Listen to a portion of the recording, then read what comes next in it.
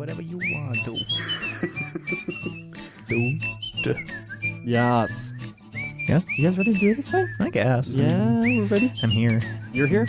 Yeah, I'm wearing headphones. I mean, Ooh. doesn't get more prepared than that. I mean, Trello. hello. Got it.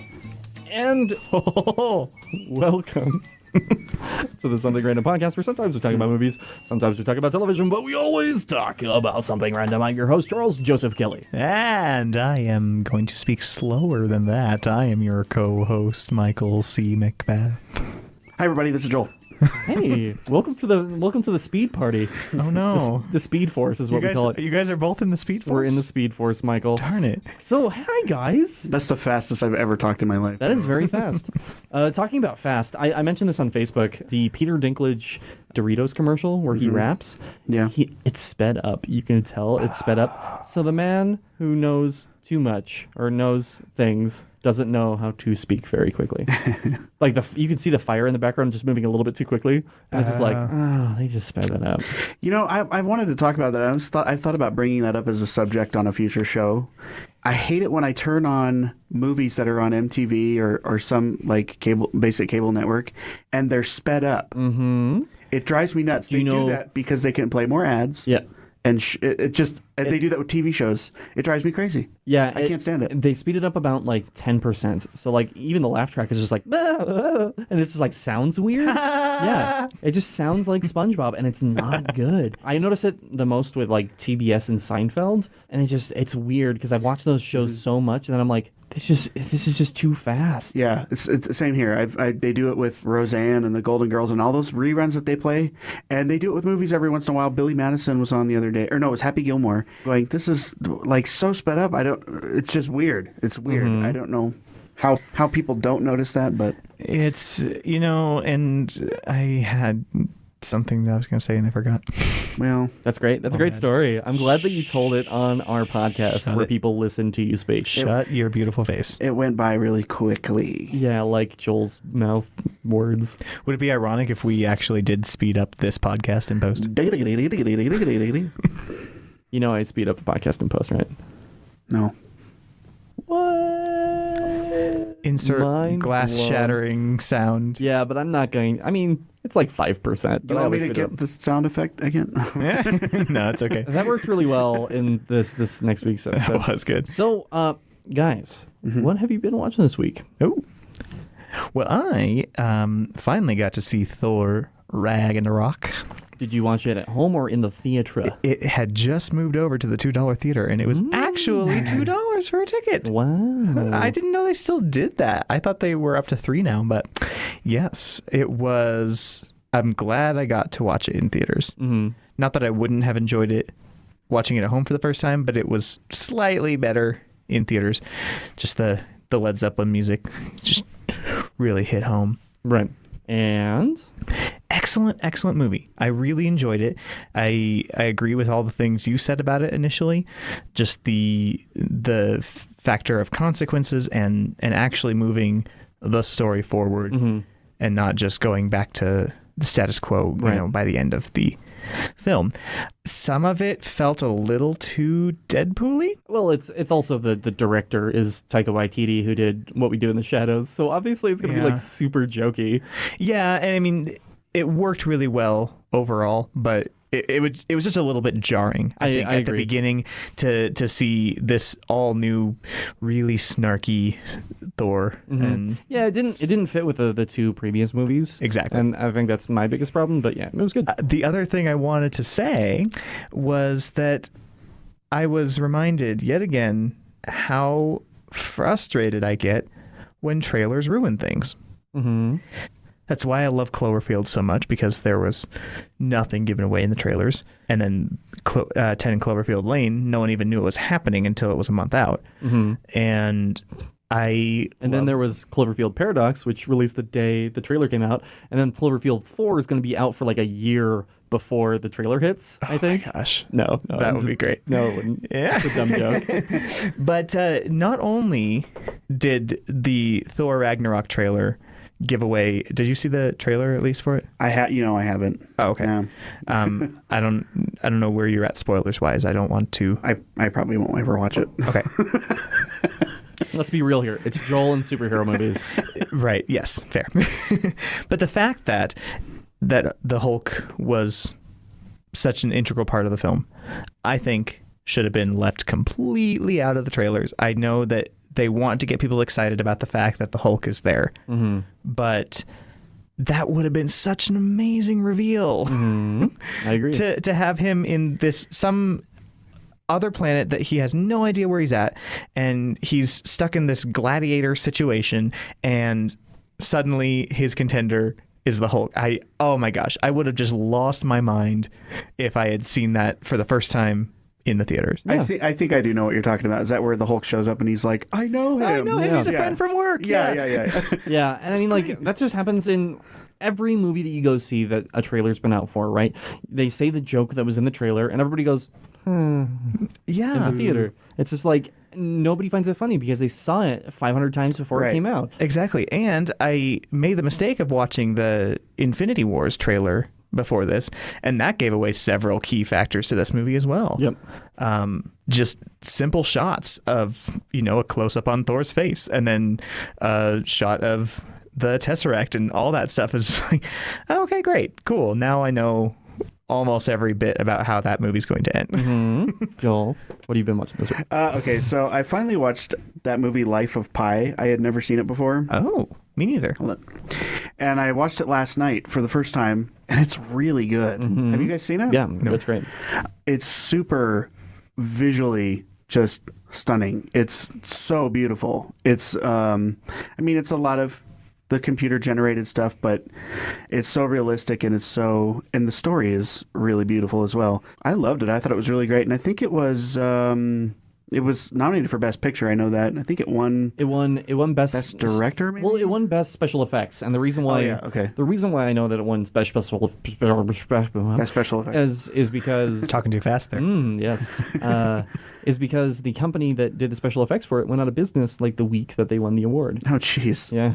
Oh, I didn't know that. That's depressing. It was really cool, though, and I recommend it. I also went to some live theater this weekend. I saw... Wow. Yeah. I saw Fun Home. Do you guys know about Fun Home? I do not. I saw that post about audience reaction. Yeah. Okay. Which was really sad. So I saw Fun Home when it came through the national tour, which was great. My friend Elisa is in it right now, and I went and saw her do it here in town. And the show is... I'm not one of those people that feels that being gay needs to be normalized, but it does for a lot of people, and this show does a really good job of it.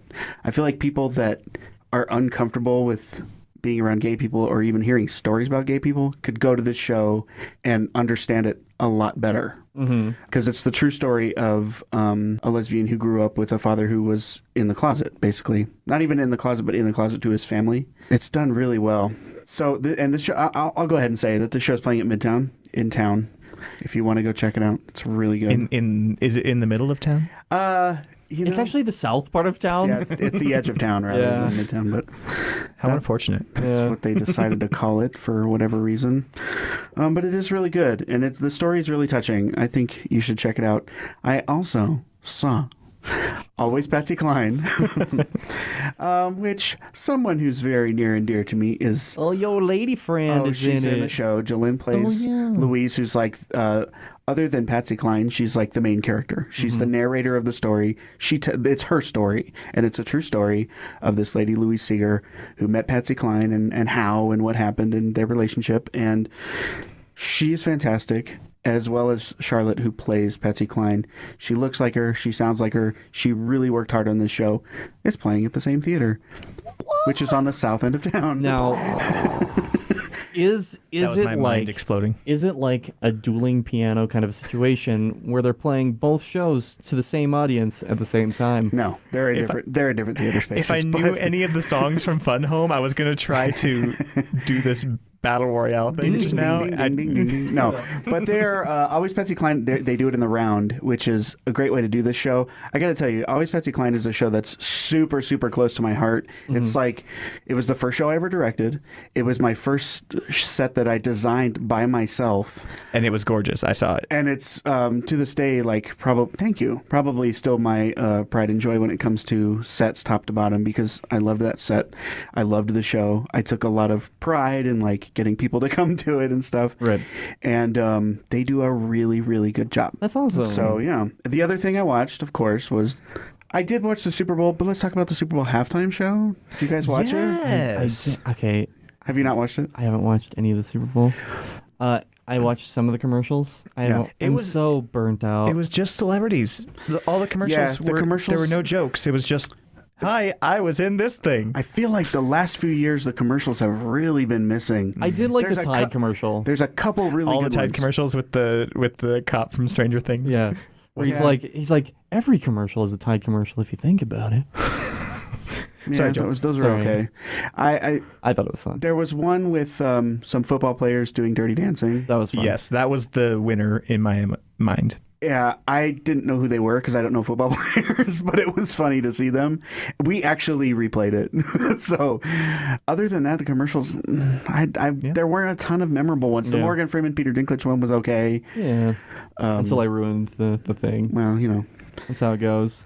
But Justin Timberlake, tell him. Okay. Justin Timberlake. Okay, so this is what I need you guys to do. This is the bit. Okay, this is What is the you bat? guys. You guys are sports announcers. Okay, and you're going to do a play-by-play for Justin Timberlake's halftime show. Sounds good to me. Well, welcome back. How you doing over there, Michael? Oh, I'm doing great. How are you today, Joel? You know, I'm doing okay. We just got back. I'm telling you, we are ready to see this show. I don't know about you. Oh, I am so ready. Ever since his ban back in the early 2000s, this has just been a long time coming, Joel. Right you are, Michael. Right you are. And here we are. They're coming out now. He's coming up the Oh, staircase. wow. No, Here he's he is. starting in an indoor concert. What is happening here, Now, folks? he's not on the field. I don't know where he is, but Is he's he not in a on the club? field. Is he even in the stadium? Now, I see people trying to ignore him. They must be acting because this is not what actual people would do. No, because there is Justin Timberlake. some obvious choreography happening here. And I do love the choice, Joel, that he is singing the exact same song that he was banned for initially. That was a bold choice to mock himself. And oh, look at that. He is stopping right before the moment when he exposed... I gotta tell you. Oh man, this is very unpretentious though, Joel. I am loving it, I gotta say, and a very long Prince tribute. Now, if you're just tuning in, it's a shame because this is one of the best performances we've seen in the history of halftime shows. Yes. How many stages can they fit on this field, Joel? I don't know. Right now, they're down on the turf. If you look at this, play it back. Oh, yep. He's on the turf. That's not normal. That doesn't always happen. No, indeed. I talk about unpretentious, I've got to say, and now he is going into the stands, taking selfies. Look at him. Wow. What does he think is going on? He is so confused and just sitting there. I'm standing next to Justin Timberlake. He may have made that boy's life. Oh, absolutely. I think that's enough of that. Yeah, I think so. Was... All right, I need like a few minutes because that was the best decision I've ever made in my entire life. Enjoy that bit, did you? Yeah, it was great. Now, let me tell you. Receding back into normal. Receding back into normal talk. My announcer ended up sounding like Tom Hanks, by the way. It did, it very much did. It was Tom Hanks playing a sports announcer. But I thought his dancing is always great. I love his dancing. The choreography was awesome. He could have sang a lot more. I felt like he didn't sing very much. Yes. And it wasn't a lip syncing thing. I think it was that he just was. It was like more about where he was going, what he was doing, and the dancing, which is fine. But I wanted to hear him sing. I wanted to hear his voice. I think it was very well done in the sense that he redeemed himself for past mishaps. And I mean, regardless of whose fault it was and whether or not he knew, it's still unclear. But What are we talking about? I'm talking about the Janet wardrobe Jackson. malfunction. Oh, with- the boob, with Janet Jackson. the live titty. Yeah, he didn't expose anyone's boob this time, so that's a much better start in my opinion. Yeah. But I did love how unpretentious it was. I really did. Just the fact that for the most part, it was just him and a few dancers. Yeah. And then he had everyone bring their cell phones out and light up That the was stands. cool. It was down to earth. It was clean. It was family friendly, which is what the halftime show should be, because there's Yes. a lot of kids watching with their families. And I just, Justin Timberlake to me is, I said this last week when we were talking about the Grammys about, I can't remember, I think Pink, but he's a class act, I think.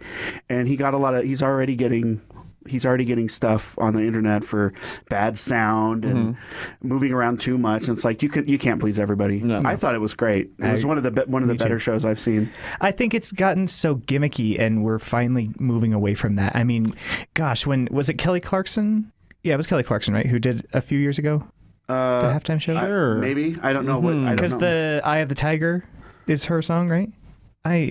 That's that's Katy Perry. That's Katy Perry. Katy Perry. Thank Yeah. you. Was Thank it- you. Sorry. Yes, Katy Perry. Wow. But That's I know my, what you're that's talking my about, music though. knowledge. Yeah, she rides in on this like gigantic transformer style tiger, and it's just like, what is that? Why? Yeah. Who cares? That was big, and then the cherry picker and the guys in shark costumes Yeah, and stuff. we got Left Shark. I mean, got we did Left get Shark Left that year. Shark out of that show, That was- and It's that like- was a win. Yeah. The thing with that is like cool show, awesome. A little overproduced for me. I liked this one. It was simple. It wasn't simple, but it was simpler than what we've seen. Yes, there was a yeah. lot of tech that went into it, but clearly the tech was designed to simplify it.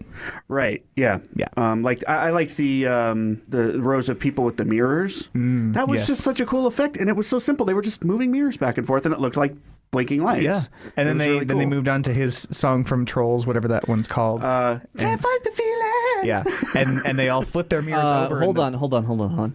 Joel, Yeah. what was that again? Can't fight the feeling. Thank you. any longer. Now that I have a clean version of that, that's going to be my new ringtone on my phone. Thank you very much.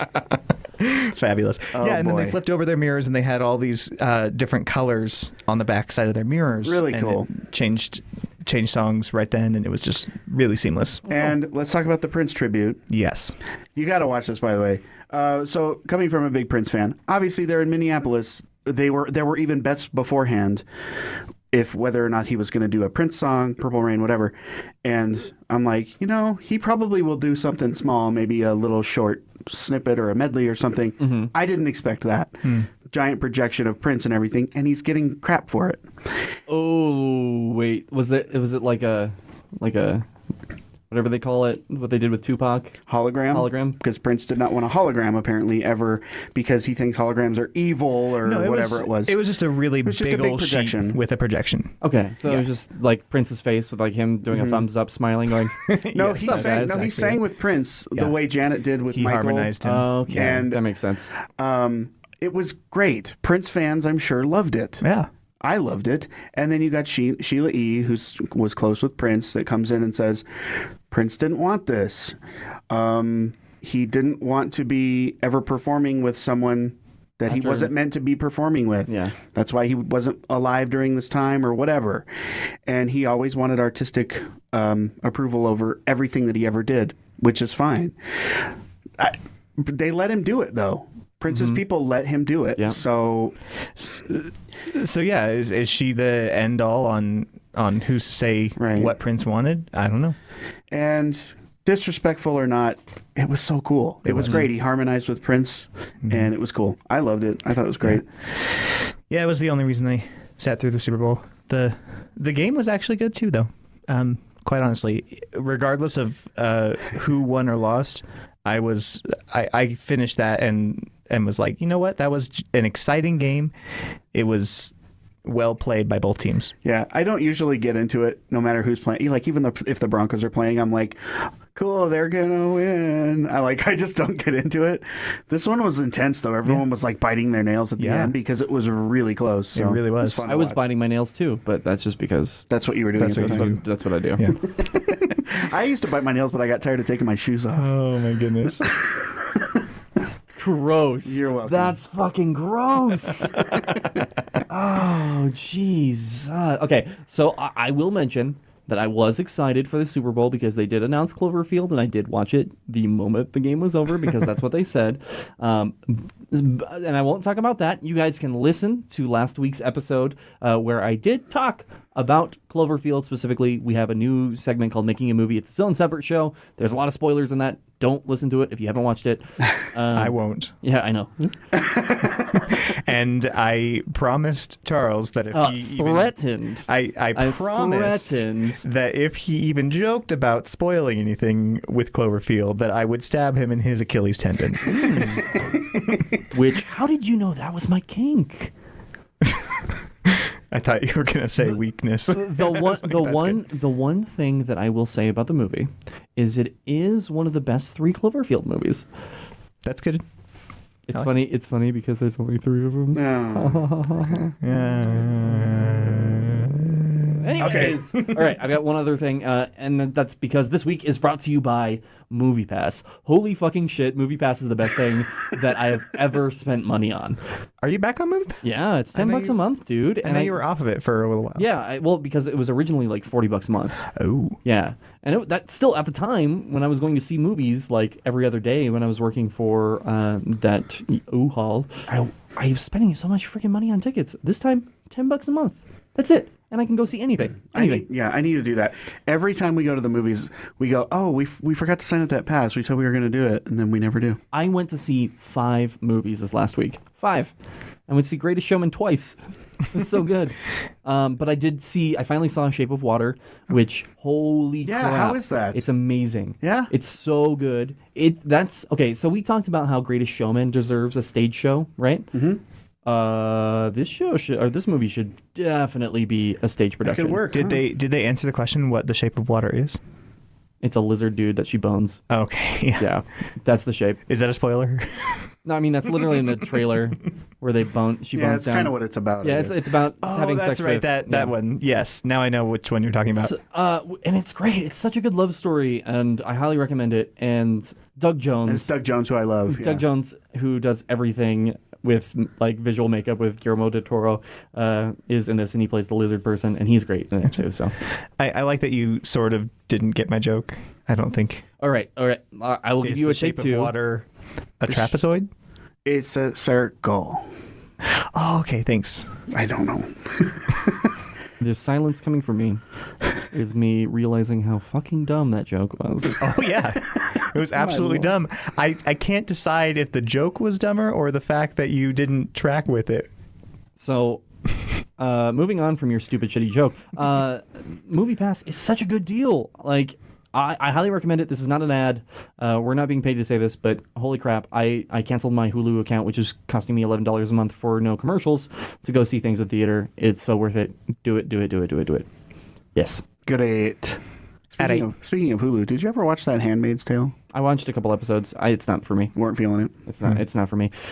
Also, it's very dark and gloomy of a show, so it's kind of hard for me to watch. But okay, I never watched it, but they make references to it in the new RuPaul's show, and they're all going over my head. But whatever. Yeah, it's hard to watch. But I mean, like, it's understandable that it's hard to watch. It's good television, but it's just not for me. Not our thing. Fair enough. Okay. Well, anyway, whatever. Cool. Moving right along here. Yes, indeed. So, Michael, you mentioned that you were pissed off because the trailer kind of ruined everything for you for that movie. So why don't we ruin every other movie possible that's coming up? So welcome to Trailer Talk, a show where we talk trailers. Is that the theme song? New theme song for Trailer Talk. That's not going to happen. No? Okay. I'm glad that you brought something to the table, but it's going to be pushed off so the dogs can eat it. Oh, okay. Wow. That's It's really kind of mean.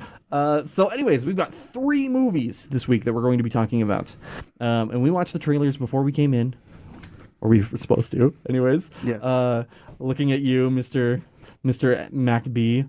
I didn't watch any of these trailers. So we're going to talk about the first one, which was Unsane. which just reminds me of somebody one time who they were saying their boss was yelling at all of them for something or another, but he said, "You guys are being so unprofessional," and it just got them to be even more ridiculous. So unsane rather than insane. So It's a terrible movie title. I'm sorry. It looks like it could be a really good movie, but oh man, that title's rough. it looks low budget too. What's wrong with the title? Unsane. She's not insane. That's the joke. It's No, a pun. I get the wordplay. I just Unsane. unsane. I thought it was kind of cool. But okay. It also, I don't know if you saw that in the trailer, but Jay Farrow from SNL is in it. Yeah, the guy who does all the voices. Yeah, I was going to ask you guys. There's two people in the trailer. I was going to ask you if you caught. Jay Farrow was one of them. Did you catch the other guy? Did you catch who the stalker was? It's Joshua Leonard. You know who that is? Yeah, no. He's the guy from the Blair Witch Project. Oh yes, he is. With James Allen interesting. McCune. No. Well, no, I know, but yeah. James Allen McCune was in Blair Witch Project, but I was The original Blair Witch Project movie. with James Allen McCune. Who's that? The actor James McCune. He's in it, and he plays himself in the movie. Who is it though in the movie? I'll show you. Okay. Anyway, I recognized him because he was on Bates Motel. The part he played, I was like, it took me a second to go, God, that guy reminds me of Joshua from the Blair Witch Project, and come to find out it was him. And then they only show him for really short seconds in that trailer, and I went, that's him. I had to look it up to make sure it was him, but anyway, I think it looks cool. I think it looks it awesome looks and really good. scary, It looks and terrifying, yeah. thrilling, and very relevant, like socially relevant. You know, I mean, it's talking specifically about being stalked, and I feel like that's a very relevant topic these days. oh yes. I'm trying to figure out if they were actually attempting to affect a low budget feel, a la Blair Witch or Paranormal Activity or something like that, where because it really does look like not the best camera work, and lighting is off somehow. I don't know. It just didn't feel like a major cinematic piece, and I'm not sure if that's intentional or not. So I've got to apologize. James Allen McCune was not in Blair Witch Project. He was in Blair Witch. I'm sorry. I told you he's not in that movie. I will take 30 spankings. I thought you were so stupid. Yeah. So anyways. What tool do we get to use for your 30 spankings? It's one of those bundles of sticks that looks like a man from the Blair Witch Project. It doesn't seem like it would be very painful. It seems like it would like break after like 2 or 3. No, Then you just be like, what kind of sticks you use. I mean, we could get bamboo. It's a big one. okay, it's just a big. I got big one. Blair Witch I got man. one of them big ones. Yep. So we had number 2, which Joel, did you have the name for that one? Yes, when we first met. Now, let me tell you about when we first met. When was that? That was in Greeley? No. What's this guy's name? Adam Devine? What's his name? The main guy? Adam Devine. I can't stand him. I can't stand him. There's no appeal to me for him. I think he is not funny. The funniest thing he did were those commercials where he's at a spa. I've seen him in lots of things, and I never laugh at him. I just don't like the guy. I don't have a feel for his comedy. And the other guy in the movie, I wrote his name down, Andrew Batchelor, who is known better as King Bach from Vine and other social media. Oh, cool. No, it's not cool. I hate him. He ruined Vine. Oh, He's fuck the that reason guy. Vine died, because him and all the other super popular Viners demanded to get paid. And long story short, they're the reason that Vine had to die, because their careers to Vine, and then ruined it. And now they're doing movies, and he sucks. That is upsetting. Okay, quick tangent on the Vine train. Rant. Are you going to join Vine? Are you going to join V2 when it's out? I don't know. Maybe. Is there a new version of Vine coming out? Oh. I feel like some of those ships have sailed. I don't think it's ever going to be the way it was, but we'll see. So, fun fact for our audience: one of the biggest thing that Joel is known for is being a Vine celebrity. That is his claim to fame. I don't know if I was a celebrity, but that's what they all say. Well-liked. Yeah, you're so humble. In fact, I don't even want to say I don't know if I was a celebrity. I wasn't a celebrity. I had a lot of followers, but that could mean anything. I liked your what was it? The taco one. Taco Tuesday. Oh yeah, I still do Taco Tuesday on Snapchat. Yep. Yeah. That one has stayed alive. Excellent. This movie though, I'm not feeling this because I feel like it's 51st. It's been done before. It's 51st Dates meets Groundhog Day meets Big. Thank you. Yes. And it looks meets silly. that episode of Family Guy. It's like we've seen it done before. The comedy's not there. If the funniest parts are in the trailer, I can tell the movie's not going to be funny because I didn't laugh watching that trailer. Oh, me neither. So this is a Netflix movie. Netflix's movies really kind of suck. They're not. I know, they're good. It seems like they've been really hit and miss. Mostly miss. Mostly miss. Yeah. The shows they've had have been great. Yeah. Yeah, I think they should stick with series. But I don't know. And, I could be wrong. I would watch this and it could be the funniest thing I've ever seen. Right. But I highly doubt. I feel like it's going to be one of those bad movies with funny parts in it. Yep. That's how I feel about, what's the movie? Hangover. Where, Like, the movie is so stupid. It has a couple funny parts in it, but... I can't stand any of those films. Like, at all. And I can't deny that there are a couple good jokes in them, because there are. But I would never want to watch that movie again. Sure. Fair enough. So, what? Any No, I had a similar impression. Yeah. I mean, Groundhog Day definitely came to mind, and I'm just like, well, are we just trying? I mean, is this like this movie is to Groundhog Day what How I Met Your Mother is to Friends? Where it's just like a modern retelling of basically the same story. Yeah. I don't know. And yes, I agree with what's his name? Adam Devine. Adam Devine. Not to be confused with Adam Levine. Right, From yes. Maroon 5. They're actually cousins. Oh, okay. Fun fact. He just decided to put a D in his name instead of an L. Yeah, that's how you can tell people are cousins when their last names are spelled differently. With a different first letter? Okay. Yeah. Anyways, I've never been a huge fan of his. He always seems to play a very douchey character. Yeah. And the one exception was Mike and Dave Need Wedding Dates. I was thoroughly surprised at how much I enjoyed that movie, even though it was dumb as I expected, but I still had a good time. And Yeah, it was good. this one, he doesn't have the Zac Efron, Anna Kendrick, Aubrey Plaza backup. Right. So All right, let's move on to movie number 3. Movie number 3, Game Night. Game Night, starring Jason Bateman and Not Parker Posey. The other not one. Parker Posey. Yeah, the other one, not Parker Posey. One of the 3 actresses that all look alike. I gotta say, I am actually excited to watch that one, just for fun. I mean, Yeah. I don't have high expectations, but I do love Jason Bateman. I do love that comedy style. It's kind of Date Night meets The House. Yeah. And, Wait, okay, and both so of those hold on. movies I enjoyed. So date night is where they're like out on a date at night, right? Yeah. Yeah, that's exactly what it is. How did you guess? The House is title the gave it one where they create a casino in their house, right? Yes. So that is literally the combination of those two things. Exactly. Like, that's not even like comedically. That's what the movie, yeah. That's like I thought that through. What's funny though is, I look at when we first met as it's all these movies we've seen before, and Game Night is kind of a couple movies we've seen before, but Game Night looks good. Yeah, it Yeah. does. So sometimes the formula works. It also looks well done. Yeah. Here's my thing. I'm very skeptical of trailers nowadays. Trailers are usually pretty decent for the most part, and you can get like a good idea unless it's like a really bad movie. Yeah. You can tell like I'm not going to spoil things, but this looks like a good trailer. I can't tell if it's going to be a good movie. Yeah. If that is the only good jokes in the movie in that trailer, I am not going to enjoy it. Yeah, and we have been fooled by trailers before, where sometimes we think the best jokes, quite often the best jokes are in the trailer, but sometimes they're not always. No. Sometimes they pull a really couple good ones out at the movie. And Date Night did that. There were so many jokes. I mean, because it's freaking Tina Fey and Steve Carell. Steve Carell, yeah. And at first I was worried they might be like competing for the spotlight, but they worked really well together. But yeah, there were so many jokes, and even some of the bloopers at the end showed how much ad-libbing happened, where they were just like they're just spitballing all sorts of different lines, because that's their style, and so it made the movie work. I love bloopers. I love it when they show bloopers at the end of a movie. That's one of my favorite things.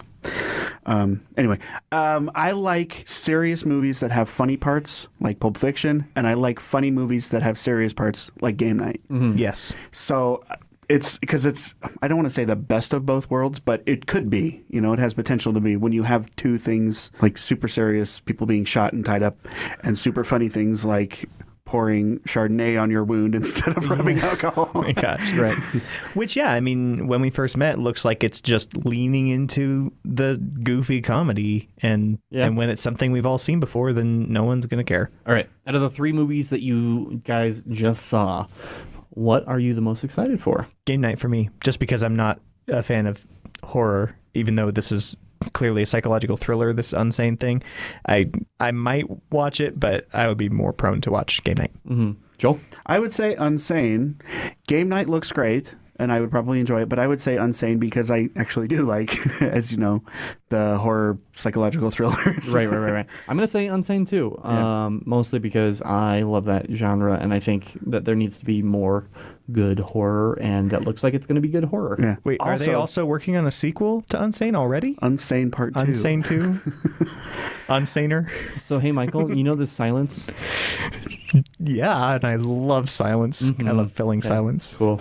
I got to say, I'm excited to see Jay Farrow do something more serious. Yeah, I'm kind of excited about that because he's only known on SNL as the voice dude. Yeah, he did impressions, and he's in a show now. I haven't seen it, and I wanted to watch it. I think it's called something about white people rich, or something like that, where his agent tells him to act like a white person or something. Okay. Yeah, no, I saw the trailer for this. Yeah. And I haven't ever seen it, and I meant to start recording it, and I just had. It's probably on demand somewhere. I gotta find that and watch it. All right, Michael. Yes, indeed. I have got a 6 degrees challenge for y'all today. Wow. I know. So, keeping with the fact that this is Valentine's Day that we are releasing this, I would like to do this romantic comedy style. It's 6 degrees rom-com edition.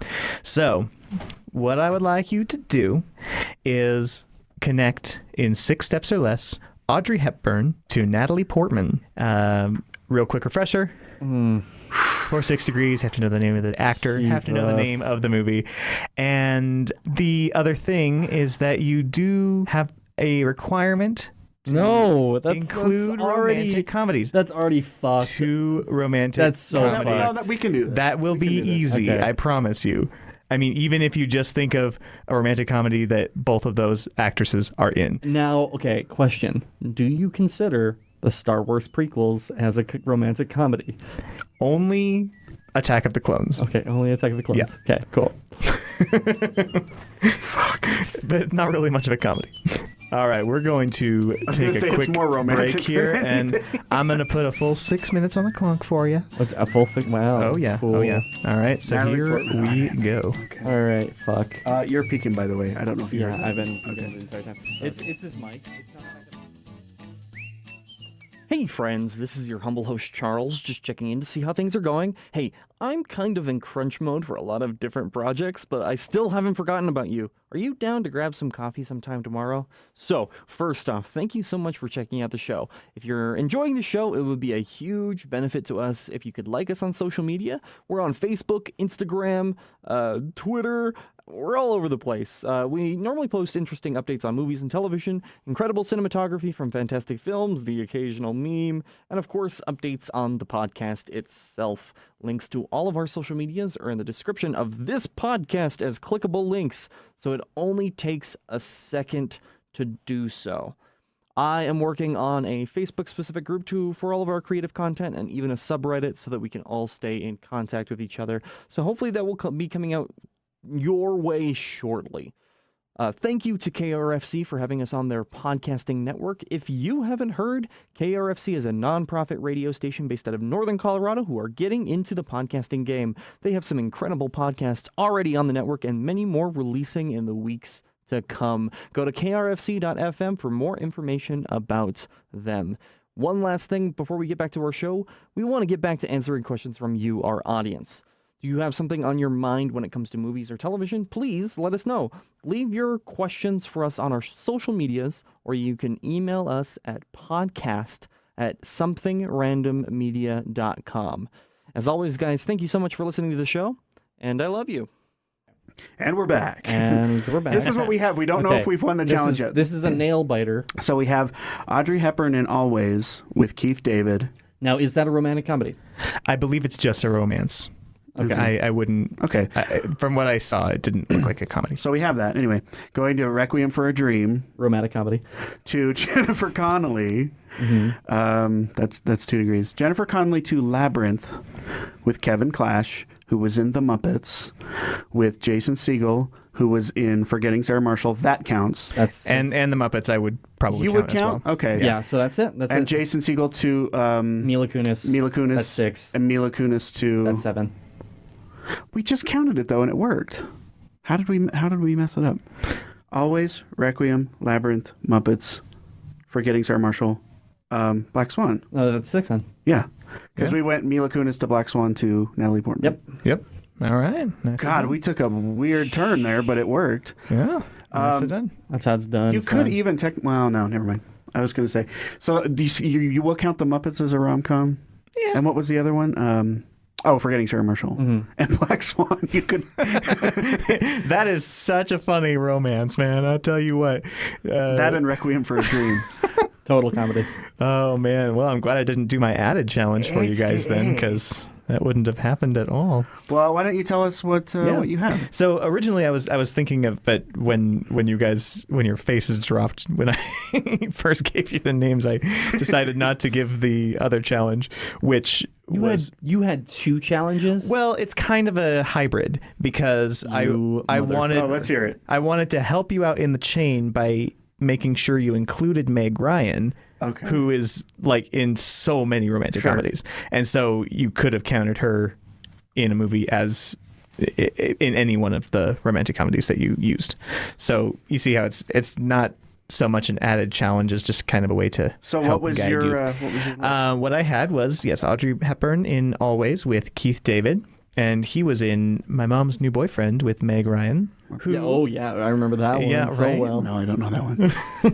I mean, there's a lot of romantic comedies out there, and I don't know which ones you guys know of. I've seen quite a few in my life with older sisters and whatnot. Have you seen that movie? No, I have not seen that one. Okay. But Meg Ryan in Hurly Burly with Robin Wright. Okay. And then that moves on to Princess Bride, Carrie Elwes, and he was in No Strings Attached with Natalie Portman. Carrie Elwes was in that? He was. Really? Yeah. All right. Cool. So, yeah. All right. There you go. Nice, dude. That was a good one. Thanks.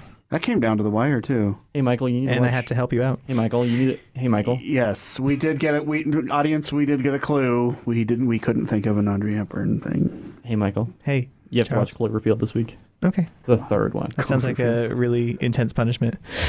No, not Cloverfield. Yeah. So, watch it so we can talk about it. Yeah, that's absolutely. That's your punishment and quotation marks. I dig it. I think that is maybe a good way to handle that. If it's unclear, how much help you need, then maybe the punishment movie shouldn't be As hard as punishment. Yeah, I agree with that. Yeah. I like that. I dig that. I also think that from here on out, we should use movies that we've seen before in our thing. That's true. Only that we've seen before, No, like not- the Challenger. No, not the challenger, but the challengee. Well, I mean, There's no way of knowing that though. Well, I mean, okay, the challenger. Yes, I think that. I mean, we've all seen a shit ton of movies. Let's be real here. Right. I think it should be more like the way that we go. It should be a little bit more recognizable than, hey, remember that? I feel like you have this 80s complaint movie? every time I Okay. have a challenge, and the problem is that I don't know what you guys have seen, and the fun of it, in my opinion, and by the way, we should cut this out of the Oh hell podcast. no! No. We're keeping it in. We're fighting. is that you guys come up with stuff that I wouldn't have, and That's so true. yeah, I got there, but In a you get different there way in than a we did. completely different way. And last time I went with the generational move, you pulled out that whole thing with the I Love Lucy, Oh, yeah. John, John Wayne, Wayne. and connected him to Michael Cera. Like at the last second, and that was I didn't see any of that coming. That's very true. So I think that we should keep the format. I'm trying really hard to I think that was a good one. to come up with relevant movies that That's I true. feel like you've seen. That's but true. I also feel like if that's going to be a rule, then the people that are chosen to start and end, we have to know who they are. Last week, we had no idea who either of your Did you people guys? were. Did you guys Exactly. look up who these people were? Because I had multiple people Snapchat me. They're like, "How the fuck do they not know who these people are?" They were in one or two big movies, neither of Right. which I had ever seen. Or Yeah, and even so- barely heard of. I've heard of the girl with the dragon tattoo, but I never saw it. So that's and I wouldn't that's have a whole known her different name issue Right. that So- we didn't complain about. So True. yeah. True. I complained about it last week. I was like, I whined. That's not here. Yeah, that's true. It's I think we tricky. all get a little whiny at times.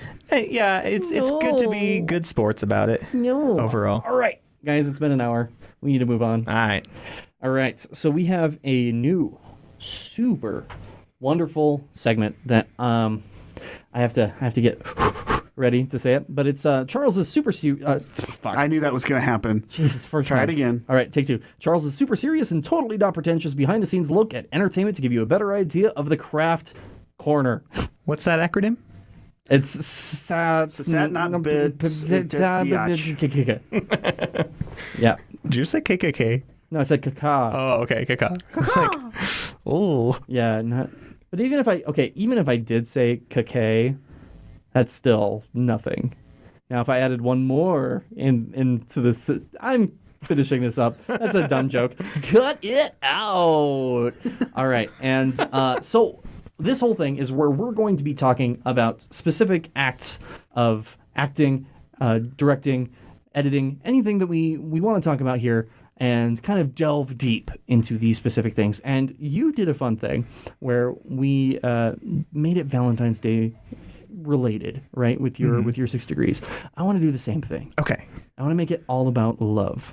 Now, Picture a pink cloud with the word love. I get the reference. And Charles is brushing it away. I think sometimes you forget that this is an audio podcast and people can't see do. what the fuck you're doing. But anyways, we're going to be talking about love this week, and specifically actors and portraying love. Right? So my biggest question for you guys is, how do you feel about actors who don't have that chemistry on television, movies, theater specifically? Is it something that you're able to notice? Is that something that you're able to see? Is that something that you're able to train actors to feel? So that's kind of where I want to go, but there's some other aspects that I want to go down this as well.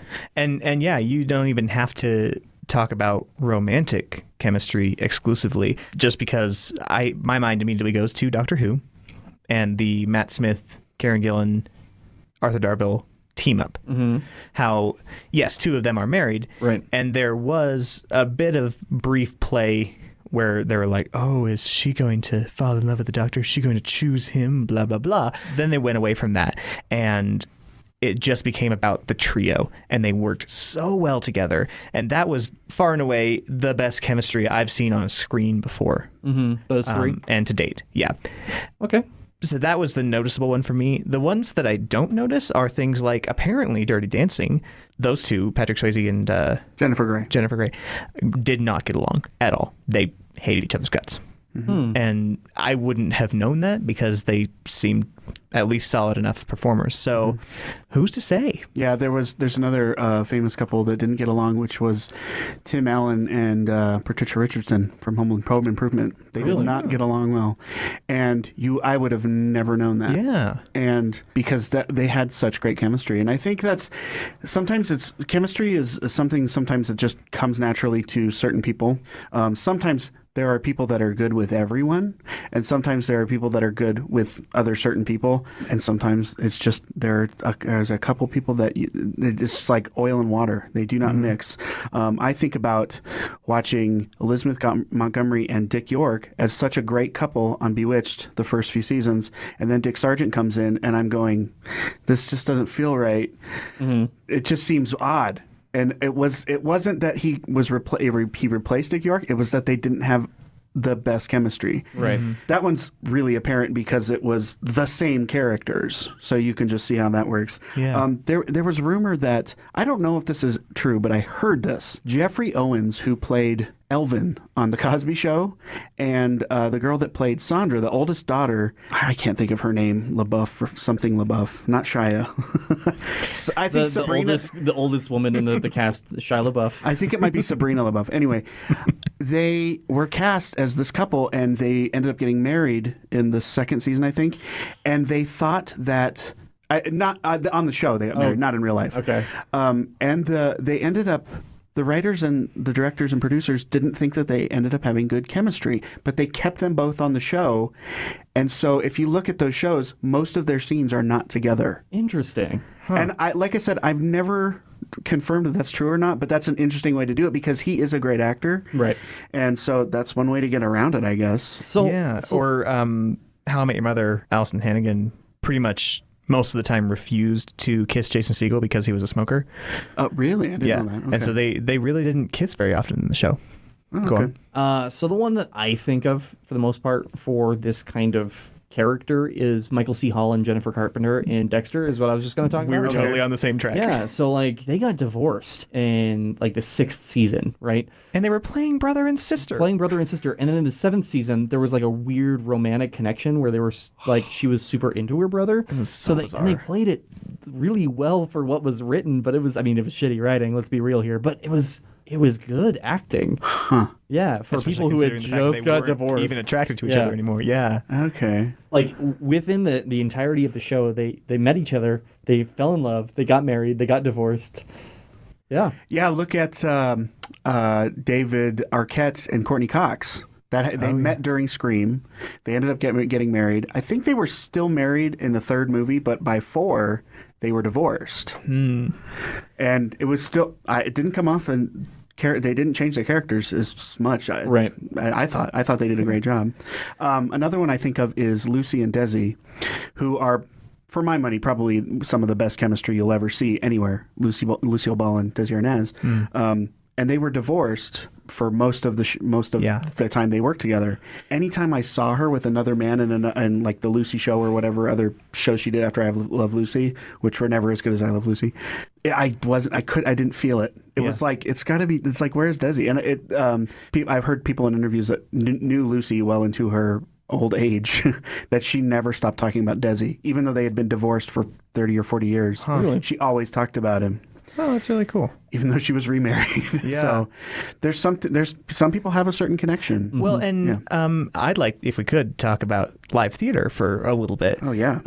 Because, yes, I've done several romantic shows where I have created like a really good bond with the girl playing opposite of me, and it's really bizarre because it's like, well, no, we're not actually romantically interested in each other, but we have good chemistry regardless. Yeah. And it's a really weird feeling to to separate reality from the show in those cases. Right. And so, yeah, I don't know. And I know several people who have had to work with exes in shows. Quite a lot, and which is tricky ground to navigate. And then also talking about the non-romantic thing. So I've been in Forever Plaid twice, once with Charles, and that time the chemistry. You fell in love with the chemistry between us. We fell hardcore in love. Like if you watch that end monologue, it's like, why aren't they making out? I thought you guys were a couple. I really did. No, seriously? Did you? No. Like, okay, because the amount of times that Michael and I have been told that, wait, are you guys dating? Or living together. People have asked so many times if we live together. Well, I mean, it's because we do, so. Well, yeah. We don't. But what you don't tell them is that you share a bedroom. Right. And a bed. Exactly. And a body. So that chemistry was so natural because him and me and one other cast member, we all actually knew each other from high school. Mm-hmm. And so there was nothing fake or performing about it. Yeah, it was really real. Yeah. And I think that's what sold it, because honestly, like we weren't crazy tight vocally, but people said it was an amazing show, and it was like, I think it's just because we had so much fun with each other. Yeah, and I mean, like a lot of the things that we were trying to do, we were trying to make each other laugh, and I think that really helps in a show where, like this show specifically, like I'm not trying to make the audience laugh. Fuck you guys, I don't give a fuck. I'm trying to make you guys laugh, like you and Joel. So I mean, I love my audience, but since I'm trying not to name drop. Can you rhyme their name? No, I've already talked about her this episode, but Jalen, my lady, who I've directed in a couple shows, but she has really great chemistry with somebody we all know, Kevin. And anytime I can see those two playing opposite each other is gold on stage. They were Tevye and Golda together. They were Ponch and Peretti in Spelling Bee. They were my parents. Yeah, anytime. Bye Bye Birdie. Yeah, and Bye Bye Birdie, Mr. and Mrs. McAfee. That's right. Anytime you can get those two together on stage, it's theater gold. Yeah. And I don't know very many people like that. And I'm not just saying that because I know them and they're my friends. It really is like those two together, something about it. It's a very Lucy and Desi kind of thing going on. Anyway, yeah. So maybe some of these people who are exes and stuff, like maybe it's a good outlet for them, even if they do despise each other. Okay. To play that up. So that chemistry. Okay. Yeah, possibly. I mean, I was going to make a joke, but I'm not going to. Okay. I mean, like Amy Poehler being in episodes of Arrested Development, I'm pretty sure that was after her actual divorce with Will Arnett. Yeah, probably. And I think they played it up for that reason. Mm-hmm. I don't know. Yeah. I mean, people get along. I get along with most of my exes. All my exes live in Texas. That's a good one. Did you make that up? No, it's hey, a country song. Michael, can you please move on to the next segment? Yeah, absolutely. Thank you. Is it my segment? Oh, yeah, that's right. So I have a new list for you guys of how it definitely shouldn't have ended, keeping with the romantic theme here today. So kind of a combination. I want to see what you guys do with You've Got Mail and Sleepless in Seattle.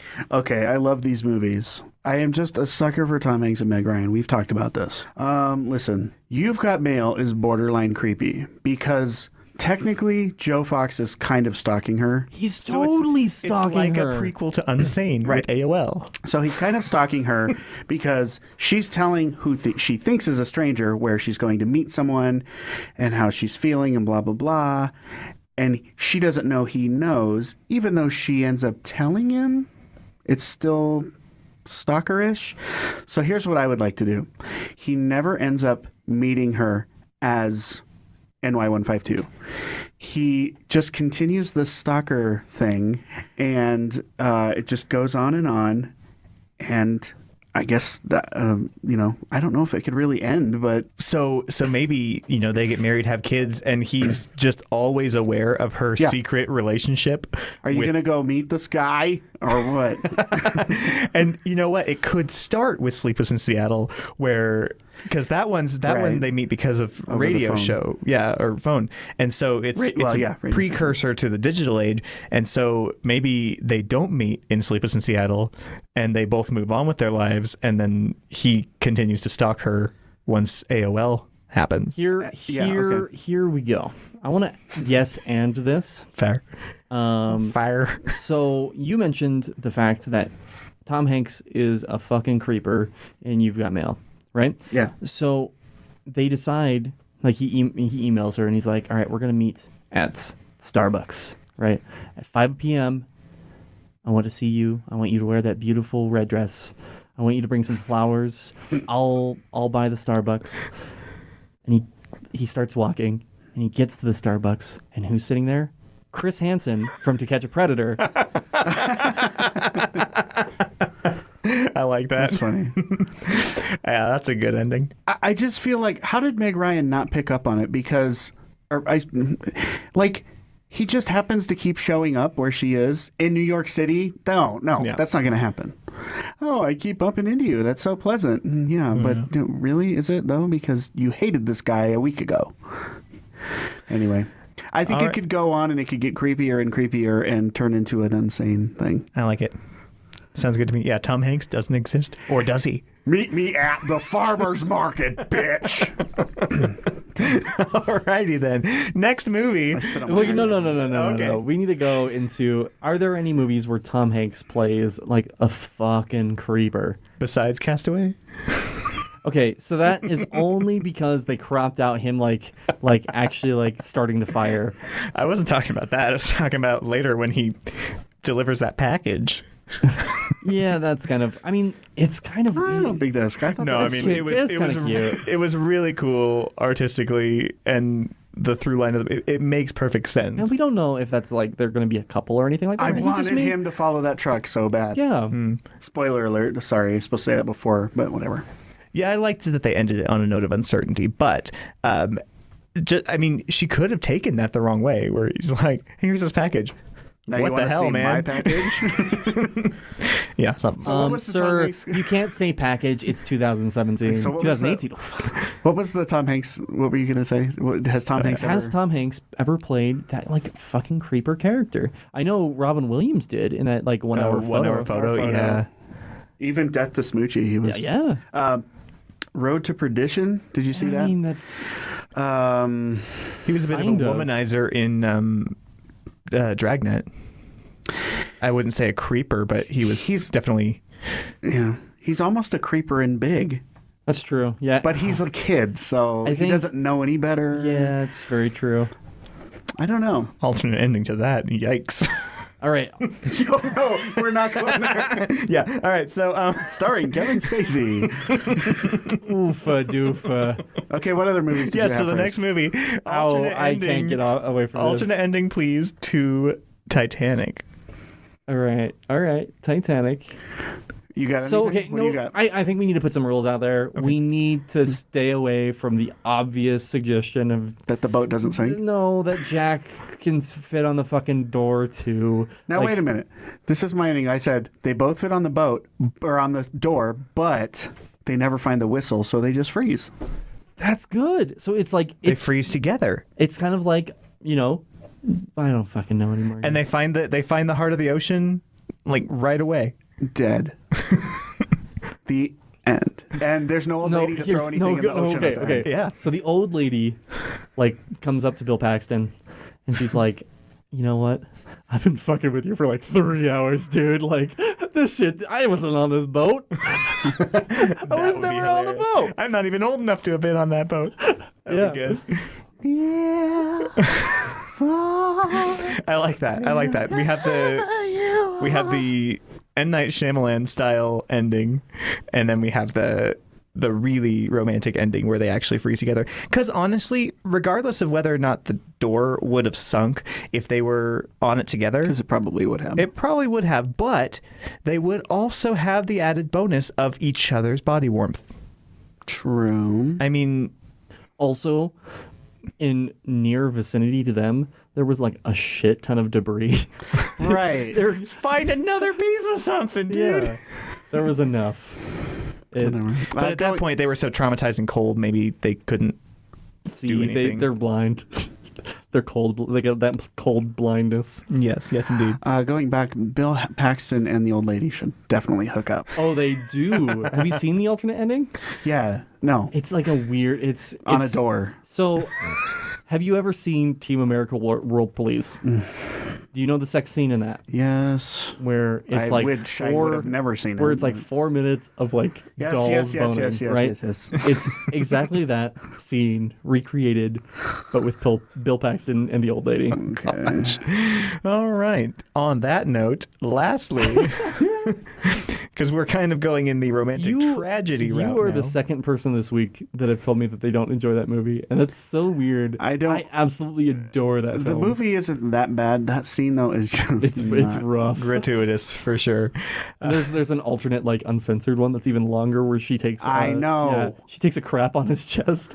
It's gross. Oy vey. Oy vey. So lastly, alternate ending, please, Let's to make this the better. Pixar film Up. Up. Yeah, I love Up. me too. The old guy and the kid really hook up at the end. Gosh. Starring Kevin Spacey. Yep. That joke just never gets old, does it? Or I mean, you know what? Doug needs a girlfriend. Oh, okay, yeah. So we do this typical Disney style where literally every character gets a significant other by the end of the movie. How about the old lady from Titanic she needs crosses over to Up? And Okay. granted, it is 20 years later. Yeah, she so she's needs a probably friend. 120 by now. And they Because- live in Paradise Falls Because, together. well, yeah, and Bill Paxton like turned her down. He's like, "Fuck this, I don't want an old lady." Bill Paxton hangs out with the Boy Scout Yeah, I mean, no. and does like Big Brother things. I'm okay with making a Kevin Spacey joke in that But Bill direction. Paxton's dead. Bill so we can't- Paxton, yeah, man. All I had for Up was that the house ends up going through the Macy's Day Parade. I couldn't think of anything else. That would be amazing. I couldn't think of anything. Okay, Amazing. has there ever been a Macy's Day Parade Up balloon? And I don't if think not, so. what the fuck are they doing? Why not? I did a That makes so much sense.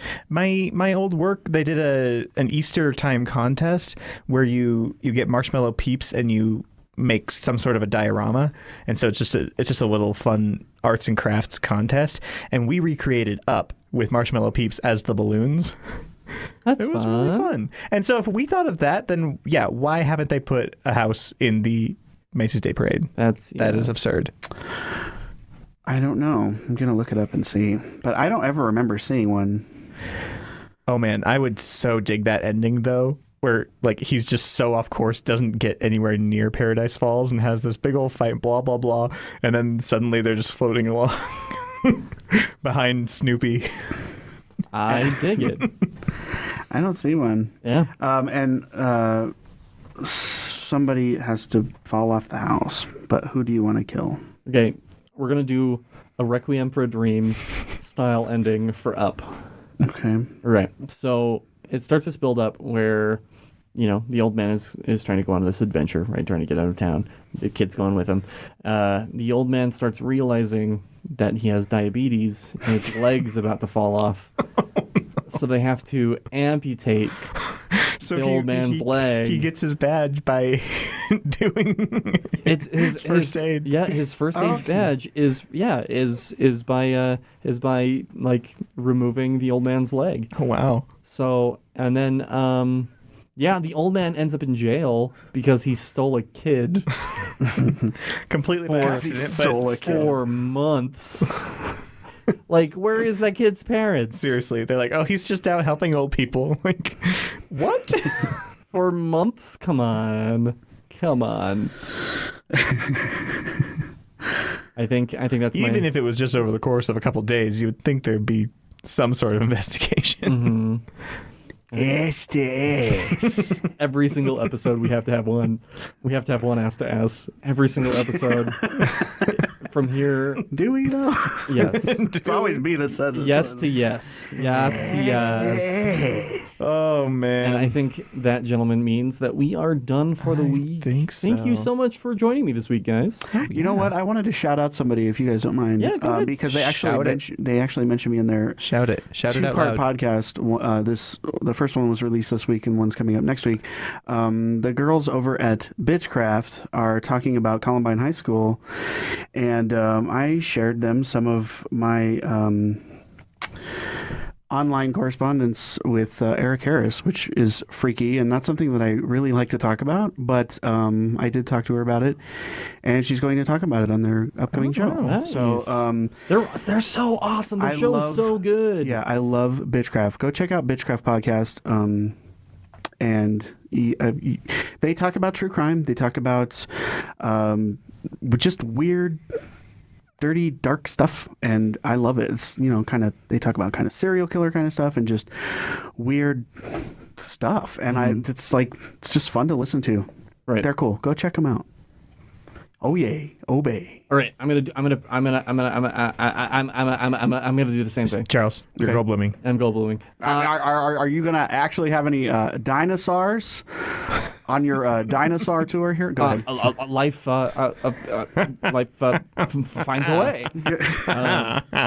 But I would like to say a quick shout out to Derek from Sometimes Ski. He's going to be on our show next week. Oh yes, okay. We're going to be recording an episode with him. I'm going to be on his show. I'm recording an episode with him this evening. Okay. Yeah, we're going to be on his podcast talking about video game movies. All right. Like The Mario movie? Super Mario Bros. The Oh, movie. man. With John Leguizamo as Luigi Mario. There's Because they are the Mario Bob- brothers and their last name okay. is Mario. Bob Hoskins as Mario. Does Mario have a last name? Mario? No. So His name is Mario. no. They announced this in canon. His name is Mario. I don't like that. I think it should just be Mario, like Prince or Madonna Or Cher. Cher. All right. Thank you so much for listening, guys. Do you have a podcast you want to shout out? Do you listen to podcasts? This one. Oh yeah. Plug. Okay, no, plug your favorite host from the Something Random podcast. I don't want to play that game. Play the fucking game, Michael. No, there is no right answer to that question. Oh yeah, there is. It's yourself. You're supposed to be your own favorite number one fan. No, that's not. No. Okay, never mind. All right. Okay, bye. Thanks for listening. Yeah. We're As always, guys, my name is Charles Joseph Kelly. I'm going to interrupt the fuck out of you to finish this thing up. My name is I was trying to finish it up. Finish your damn name. Say your damn name, boy. I am Michael C. Macbeth. Joel. You can hurry it up, please. Michael C. Macbeth. We'll see you next time. Yeah. Thanks so much. Happy Valentine's Day. Happy Oh, should we name? We should name it. Valentine's Day is not Valentine's Day. It should be the sexy chocolate day. Happy Sexy Chocolate Day. Happy sexy chocolate. Sexual chocolate. What was it? Chocolate is the ultimate aphrodisiac. Give it up for my best sexual chocolate. It tastes so fine, don't you agree? So, Michael, before we go, I need you to do one thing for me. Okay. Please say that to your girlfriend. Please. I'll get the exact quote, though, because I don't think that was it. What was it? It's from The Room, where he's feeding chocolate to his girl. There's only one kind of chocolate she can Have have. yourselves a wonderful week.